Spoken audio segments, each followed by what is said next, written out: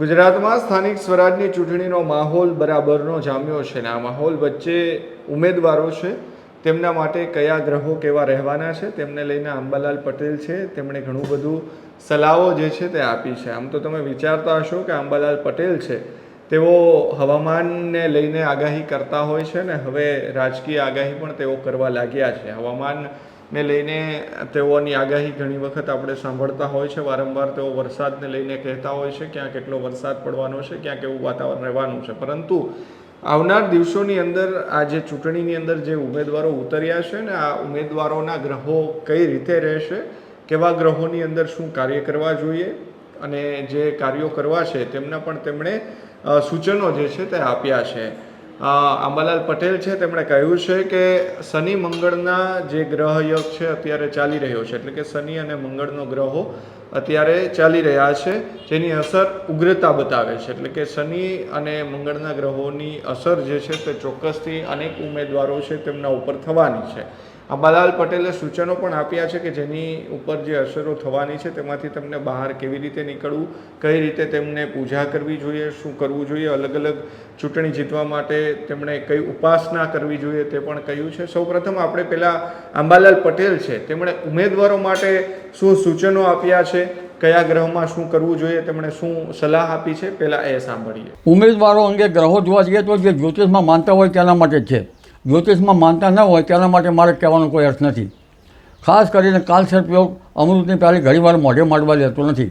કાલસર્પયોગ બળવાન પણ છે, પરંતુ ઘણી વખત કુંડલીમાં શત્રુ વિજય યોગ કરતો હોય, સઠ્ઠે શત્રુ વિજય યોગ કરે છે, સઠ્ઠે શનિ કે રાહુ હોય તો પણ શત્રુ વિજય યોગ થતો હોય છે, 12મે રાહુ હોય તો પણ નુકસાનકારક યોગ થતો હોય છે, પણ કુંડલીમાં કેન્દ્ર યોગો બળવાન હોય તો સારું ગણાય। ખાસ કરીને મધ્યાહ્ને સૂર્ય હોય અથવા સૂર્ય કે ગુરુ હોય તો પણ એ સારું ગણાય।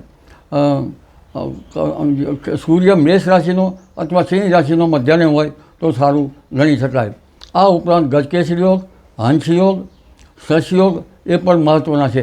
શનિથી શશયોગ થતો હોય છે, શનિ ઉચ્ચનો હોય, શનિ સ્વરાશિનો હોય તો અને કુંડલીમાં કેન્દ્ર સ્થાને હોય, કારણ કે શનિ પણ રાજકારણનો યોગ છે તો એ યોગો સારા કહેવાય શકાય। અને સઠ્ઠે શનિ કે રાહુ હોય તો પણ શત્રુ વિજય યોગ કરતો હોય છે, એટલે આ જે યોગો જે છે એ કેટલુંક ઈષ્ટદેવની ઉપાસના અને કેટલીક ભગવાનની ઉપાસનાઓ પણ આમાં કામ કરતી હોય છે। ગ્રહો નબળા હોય તો એમાં પણ મહત્ત્વનું છે।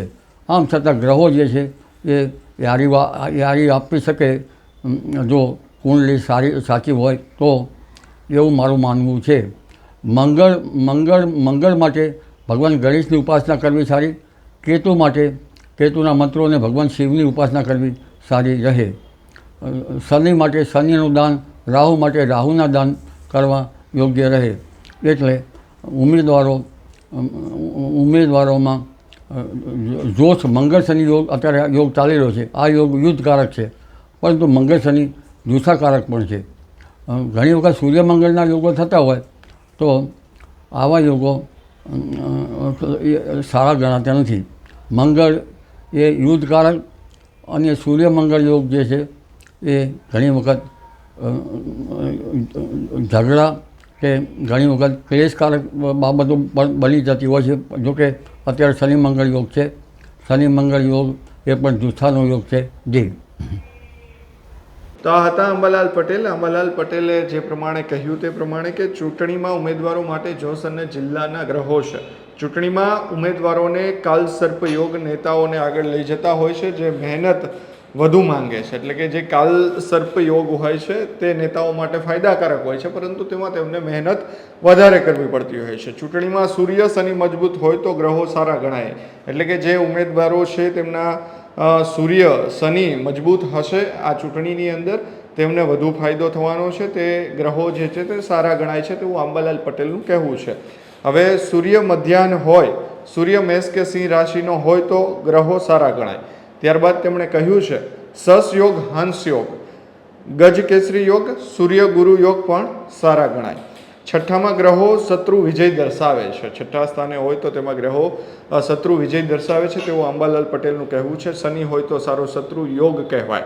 12મે રાહુ પણ ઘણી વખત હાનિકારક બનતો હોય છે. જો 12મે શનિ હોય, 12મે રાહુ હોય તો ઘણી વખત તે હાનિકારક બનતો હોય છે, તેવું આ ચૂંટણીને લગતું આંબાલાલ પટેલ છે તેમના દ્વારા કહેવામાં આવ્યું છે. જો જ્યોતિષમાં જે લોકો માને છે તેમના માટે કઈ કઈ બાબતો મહત્વની છે, ચૂંટણી જીતવા માટે સૂર્ય ઉપાસના જે છે તે કરવી જોઈએ, એટલે કે સૂર્યની ઉપાસના, સૂર્યની પૂજા જે છે તે તેમણે કરવી જોઈએ.